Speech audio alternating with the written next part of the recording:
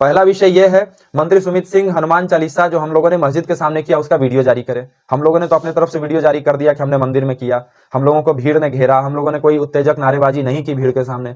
अब वो लोग अपने तरफ से वीडियो जारी करें, मौखिक आरोप ना लगाएं, वीडियो जारी करके हमें बताएं कि हमने मस्जिद के सामने कौन सी नारेबाजी की, या हमने मस्जिद के सामने ऐसा क्या किया कि जिहादी तत्व वहां पर आक्रामक हो गए हमारे ऊपर, हमने ऐसा क्या उन लोगों को भड़काने का काम किया। अगर नहीं किया तो यह सुनियोजित हमला माना जाएगा, जो कि था वहां पर शास्त्रीय मर्यादा पे। कब क्या करना है, क्या खाना है, क्या पीना है। जो नहाने के बाद पूजा नहीं करता है सीधे खाना पे बैठ जाता है, खाना से पहले आचमन नहीं करता है, भोजन से पहले सीधे खाना निकलता है, भोजन के बाद आचमन नहीं करता है, वो व्यक्ति हमें शास्त्रीय मर्यादा सिखाएगा। हम लोग आने वाले रविवार को पूरे बिहार में हनुमान चालीसा का आयोजन करेंगे, तो सुमित सिंह की भी साथ है क्या रोक लेने की? अगर है सुमित सिंह के औकात तो रोक करके दिखाए। हम खुले तौर पर रविवार को हनुमान चालीसा करेंगे, पूरे राज्य में करेंगे। देखिए, विगत 16 फरवरी को हमारी एक चालीसा का कार्यक्रम था जमुई के बलियाडीह में। झाझा प्रखंड में बलियाडीह एक गांव है। हिंदू स्वाभिमान संगठन का एक चालीसा कार्यक्रम था। वहाँ हम लोगों ने कार्यक्रम के निमित्त योजनाएं बनाई, पहले बैठकें होती है हमारी, हम लोगों ने बैठकें आयोजित करी, वहाँ स्थानीय कार्यकर्ताओं ने किया। और मैं प्रांत प्रमुख हूँ हिंदू स्वाभिमान का, तो पटना से मुझे आमंत्रित किया गया था। वहाँ कोई वैसा कार्यक्रम होता है तो मैं जाता हूँ। अलग अलग गाँव में हमारा कार्यक्रम चलता रहता है। तो उस गांव में उस दिन हमारा कार्यक्रम था बलियाडीह में। हम लोग यहाँ से लगभग 1 दर्जन 4 पहिया वाहन थे हमारे, और लगभग 2 दर्जन 2 पहिया वाहन, 20-25 की संख्या में बाइक और 4 व्हीलर 10-12 की संख्या में हम लोग वहाँ गए। जाते समय हम लोग बलियाडीह गांव होकर के ही गए थे। मस्जिद के रास्ते से ही हम लोग गए, चूँकि वही एक मुख्य मार्ग है वहाँ जाने का। हम लोगों ने मंदिर में चालीसा कार्यक्रम किया, जिसका वीडियो फुटेज आप लोगों के पास होगा। हम लोगों ने उसको जारी भी किया था। वहाँ पर बैठक और वो सब करने के पश्चात प्रसाद के रूप में कार्यकर्ताओं ने खिचड़ी बनाया था। हम लोगों ने उसका सेवन किया, हम लोगों ने प्रसाद ग्रहण किया, और इसके बाद हम लोग वापस लौट रहे थे। मंदिर से लगभग 700-800 मीटर की दूरी पर मस्जिद है। हम लोग मस्जिद के पास पहुंचे तो प्रशासन के जो आगे एस्कॉर्ट पार्टी थी उसको मुस्लिम भीड़ ने रोक लिया। हम लोग कुछ समझ पाते इससे पहले पत्थरबाजी शुरू हो गई, और छोटी छोटी बच्चियां सर पे टोकरी में पत्थर भर करके, नीचे गिट्टी रख करके, उस पे और ईंट का टुकड़ा रख करके अपने घर के अंदर भाग रही थी, पथराव के उद्देश्य से। क्योंकि जब पत्थरबाजी हो रही है तो दूसरा कोई उद्देश्य हो नहीं सकता उसका। पत्थरबाजी के उद्देश्य से वो सब घर के अंदर भाग रही हैं टोकरियों में भर के, और चारों तरफ से भीषण पत्थरबाजी। गाड़ियों में लोग, जिनको एक बार ईंट का टुकड़ा लग रहा है, वो वहीं गिर जा रहे हैं, क्योंकि चारों तरफ से लगातार एकदम अंधेरा छा गया, ऐसा हमला हुआ। मैं खुद गाड़ी चला रहा था उस समय। मैं और मेरे प्रांत सह प्रमुख हैं नीतीश शाह जी, जमुई नगर परिषद के उप सभापति हैं और चैम्बर ऑफ कॉमर्स के अध्यक्ष भी हैं। तो हम दोनों एक ही गाड़ी में साथ में कुछ बातचीत करते हुए जा रहे थे संगठनात्मक योजना पर ही। उनको चोटें आई, पीछे 2 कार्यकर्ता और बैठे हुए थे। मैंने गाड़ी को बैक किया, बैक करके भागने लगा तो पीछे जो और गाड़ियां थी उन गाड़ियों के ड्राइवर तब तक निकल के जा चुके थे। तो अंतिम में हमें भी गाड़ी से उतर करके और निकल करके पैदल वहां से निकलना पड़ा। नीतीश जी को साथ में लेके और जो कार्यकर्ता थे सबको लेकर के हम लोग निकले। ये पूरा घटनाक्रम है। अब इसमें वहां चकाई विधानसभा से विधायक है सुमित सिंह, मंत्री है बिहार सरकार में, और उस व्यक्ति को संवैधानिक नियम कानून जो है या फिर सनातनी जो मर्यादा है, शास्त्रीय मर्यादा है, उसका इतना भी ज्ञान नहीं है। वो व्यक्ति कह रहा है कि बृहस्पतिवार को और शनिवार को बनता है खिचड़ी, और मंगलवार और शनिवार को ही बजरंगबली की पूजा होती है। रविवार को क्या करने गए थे वहां पे? 3 घंटा नौटंकी कर रहे थे, मस्जिद के सामने हनुमान चालीसा का पाठ कर रहे थे। तो हमने एक एक वीडियो जारी किया है। हमने मंदिर प्रांगण के अंदर हनुमान चालीसा का पाठ किया, अपनी बैठक आयोजित की, जो हमारा संवैधानिक अधिकार है, हम करेंगे। अनुमति के लिए हमने थाने में एक सूचना के लिए दे दिया था, क्योंकि हमें लगा कि बगल में मुस्लिमों का भी मोहल्ला है थोड़ी दूर पे, तो थोड़ा संवेदनशील है, इसलिए अनुमति के लिए हमने उसके लिए एक फॉर्मेलिटी की थी कि हमने थाने में आवेदन दे दिया था, जिसके बाद थाने से एस्कॉर्ट पार्टी हम लोगों को दिया गया। अब चूंकि एस्कॉर्ट पार्टी मिल गया तो वो पुलिस वाले हम लोगों के साथ थे, साथ साथ चल रहे थे। हमला हुआ, पहली फुर्सत में वो लोग भाग गए। सबसे आगे आगे पुलिस की गाड़ी थी, मैं आप सबको वीडियो भी दूंगा। पुलिस की गाड़ी को मुसलमानों ने जब रोका, भीड़ ने रोका, उपद्रवियों ने रोका, तो पुलिस पार्टी को चाहिए था कि सिचुएशन को कंट्रोल करते। हमारी चालीसा जब चल रही थी उस बीच में प्रशासन की गाड़ी 2-3 बार उस क्षेत्र में राउंड करके आई। तो जब आपने राउंड किया तो आपको क्या वहां वातावरण लगा कि आपने हम लोगों को ये नहीं कहा कि इस रास्ते से मत जाइए या रुक जाइए और प्रशासन को बुलाने दीजिए तब हम लोग एक साथ जाएंगे? क्योंकि दूसरा रास्ता था नहीं, एक रास्ता था बहुत डैमेज था, मिट्टी वाला रास्ता था, गाड़ियां जा नहीं पाती, फंस जाती, तो हम लोग इसी रास्ते से गए। तो अब प्रशासन को तो ये कहना चाहिए, नंदन कुमार एसआई वहां पर उपस्थित थे, उनको ये तो कहना चाहिए था कि भाई आप लोग इस रास्ते से मत जाइए या प्रशासन और आने दीजिए तब साथ में चलिएगा। उस व्यक्ति को पता था कि यहां हमला होने वाला है, हमारे कार्यकर्ताओं का कमर चेक किया जा रहा था नंदन कुमार एसआई द्वारा हमले से 15-20 मिनट पहले। तो आप कमर चेक करके क्या चाह रहे हैं कि हमला होगा तो ये लोग काउंटर ना करे, ये चेक कर रहे थे क्या आप? और हम लोगों को प्रशासन ने लाइसेंस नहीं दिया हथियार का, तो हम लोग बिना लाइसेंस का हथियार लेकर के तो वहां पर गए नहीं थे। हम लोग, अगर हम लोगों के पास ऐसा कुछ होता तो रिटेलिएट कर जाते वहां पे, लेकिन हम लोगों ने तो ऐसा कुछ किया नहीं। पत्थर हम ही खाए, गाड़ियां हमारी क्षतिग्रस्त हुई, एफआईआर हमारे लोगों पे हुआ, हमारे लोग जेल गए, हमारा आदमी हॉस्पिटल में है, और फिर हर तरफ से आरोप हमारे ऊपर लग रहा है। तो मंत्री सुमित सिंह को सीधा ये चुनौती है। पहला विषय यह है, मंत्री सुमित सिंह हनुमान चालीसा जो हम लोगों ने मस्जिद के सामने किया उसका वीडियो जारी करे। हम लोगों ने तो अपने तरफ से वीडियो जारी कर दिया कि हमने मंदिर में किया, हम लोगों को भीड़ ने घेरा, हम लोगों ने कोई उत्तेजक नारेबाजी नहीं की भीड़ के सामने। अब वो लोग अपने तरफ से वीडियो जारी करें, मौखिक आरोप ना लगाएं, वीडियो जारी करके हमें बताएं कि हमने मस्जिद के सामने कौन सी नारेबाजी की, या हमने मस्जिद के सामने ऐसा क्या किया कि जिहादी तत्व वहां पर आक्रामक हो गए हमारे ऊपर, हमने ऐसा क्या उन लोगों को भड़काने का काम किया। अगर नहीं किया तो यह सुनियोजित हमला माना जाएगा, जो कि था वहां पर। और दूसरी बात, सुमित सिंह कह रहे हैं कि भाई तुम लोगों को हनुमान चालीसा नहीं पता है, तुम लोग हनुमान भक्त नहीं हो, तुम लोगों से बड़े हनुमान भक्त हैं। तो हम लोग चुनौती देते हैं सुमित सिंह को, आए सामने बैठ के शास्त्रीय मर्यादा पर हमसे बहस करे, शास्त्रार्थ करे, शास्त्रों का कितना ज्ञान है आमने सामने आ जाए। 5 मिनट में पता चल जाएगा हिंदू समाज को किसके पास शास्त्र की कितनी मर्यादा है, कितना ज्ञान है। शास्त्रीय मर्यादा का अतिक्रमण करके ये लोग, हमारे टैक्स के पैसों पर पलने वाले ये लोग हमको शास्त्रीय मर्यादा सिखा रहे हैं, जिनका 24 घंटा शास्त्रीय मर्यादा में ही जाता है। हम उठते हैं तो शास्त्रीय मर्यादा में, सोते हैं तो शास्त्रीय मर्यादा में। और ऐसे मंत्री जिनको, जो राजनीतिक लोग हैं, ये धार्मिक लोग नहीं है। धर्म के क्षेत्र में हमें शंकराचार्यों का प्राप्त है मार्गदर्शन, हमारे पास परंपरा प्राप्त गुरु परंपरा है, हमारे पास परंपरा है, हम मार्गदर्शन संतों से लेते हैं धार्मिक मामलों में। राजनेताओं को हस्तक्षेप करने का क्या अधिकार है? हम जब राजनीति के क्षेत्र में हस्तक्षेप नहीं करते हैं तो राजनेता धर्म के क्षेत्र में क्यों हस्तक्षेप करेंगे? उनको क्या अधिकार है हमारे क्षेत्रों में हस्तक्षेप करने का? उसके लिए संत हैं देश के अंदर, महामंडलेश्वर हैं, शंकराचार्य हैं, अखाड़ा परिषद है, शंकराचार्य परंपरा है। वहां से मार्गदर्शन लेंगे कि हम इन राजनेताओं से लेंगे मार्गदर्शन? आखिर दोषी कौन है? प्रशासन दोषी है या सरकार में जो? देखिए, प्रशासन पे हम आरोप नहीं लगा रहे, वहां का एसआई नंदन कुमार है, दोषी वो है। उसने वरीय अधिकारियों को ये सूचना नहीं दी, न हमें सूचना दिया, हमें भी गुमराह किया, अपने वरीय अधिकारियों को भी गुमराह किया। वहां की डीएम श्रीमती अभिलाषा शर्मा जी को साधुवाद है, उन्होंने इस विषय को स्वीकार किया कि हम लोग हनुमान चालीसा करके लौट रहे थे, तब हम लोगों पे हमला हुआ। इस बात को उन्होंने आदरणीय जिलाधिकारी साहिबा ने प्रेस कॉन्फ्रेंस में कहा भी है। तो हम लोग इस बात को मानते। आप क्या चाहते हैं?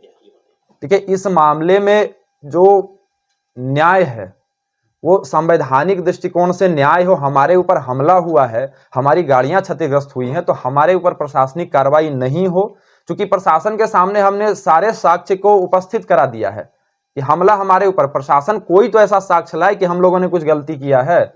हम लोगों ने कोई गलती नहीं किया। बचाने का किसको प्रयास कर रहे हैं? वहां इखलाक अंसारी है, इखलाक हसन है, वहां का सरपंच है, उसके द्वारा पूरा हमला ये प्लान किया गया था। तो ये प्री प्लान हमला था? ये पूरा प्री प्लान हमला था। ये एक वहां ऐसा है कि आसपास के जो गांव के लोग हैं उनसे अब हम बाद में हम लोग संपर्क कर रहे थे, तो वहां पे जो लोग हैं वो मुस्लिमों के बीच भी जाके बैठते हैं। वहां गांव में तो हिंदू मुस्लिम सब साथ में ही बैठते हैं, वो लोग जाके उन लोगों के साथ बैठते हैं। अंदर से बात निकल के आई, गांव के ही मुसलमान कह रहे हैं कि इखलकवा हम लोग को फंसा दिया है, वो हमला करवाया है और हम लोग अब पिस रहे हैं इसमें। पूरा मुसलमान का गांव छोड़ के भागा हुआ है, महिलाएं बच्चे खेतों में सो रहे हैं रात को जाकर के। तो क्या उनकी गिरफ्तारी हुई है? नहीं हुई है, उसको सुमित सिंह का संरक्षण प्राप्त है। सुमित सिंह ही इस इखलाक हसन को बचाने का प्रयास कर रहा है। वो मंत्री के पद पे बैठ करके इस पद का दुरुपयोग कर रहा है। आखिर उसने, ठीक है, पद और गोपनीय, वो शपथ जो लिया था उसने, तो शपथ में वो क्या कहा था कि हम एक पक्ष से जाकर के मिलेंगे और दूसरे पक्ष के ऊपर आरोप लगाएंगे। हमला हमारे ऊपर हुआ तो एक बार सुमित सिंह को चाहिए था हमसे आकर के मिले, जो यहाँ घायल है उनसे आकर के मिले। वो व्यक्ति जाकर के मिल रहा है वहां जो आरोपी है, गांव में आरोपियों से जाकर के मिल रहा है। हमला हमारे ऊपर हुआ है और आप मिल रहे हैं आरोपियों से। आपने खून से लेटर लिखा था, क्या अभी तक उसका कोई रिजल्ट आया है क्या? उसका कोई रिजल्ट नहीं आया, उसका कोई परिणाम नहीं है। देखिए, हमने रक्त से पत्र सबको लिखा था, दोनों उप मुख्यमंत्रियों को लिखा, माननीय प्रदेश अध्यक्ष भाजपा को लिखा, उसके बाद भी वहां गिरफ्तारी हुई, उसके बाद भी हम लोगों पे कार्रवाई जारी है। मतलब लेटर लिखने के बाद भी आप ही लोगों का आदमी हाँ, की गिरफ्तारी हो गई है। हम लोगों का संवैधानिक अधिकार इस देश में बिल्कुल समाप्त कर दिया गया है। हमने तो कहा तो कि हमला हम ही पे हो, गाड़ियां हमारी क्षतिग्रस्त हो, खून हमारा बहे, लोग हमारे जेल जाए और फिर चारों तरफ से आरोप हम ही झेलें। आप कुछ कहेंगे सर? और लीगल साइट्स पे भी बात कर लीजिए भैया, क्या आप एक बार लीगल साइट्स पे रखिए। हाँ, इन्होंने लीगल साइड पे बोल दिया। हमारे मित्र हैं हिंदू यशराज सिंह जी, श्री राम सेना संगठन के ये प्रमुख हैं।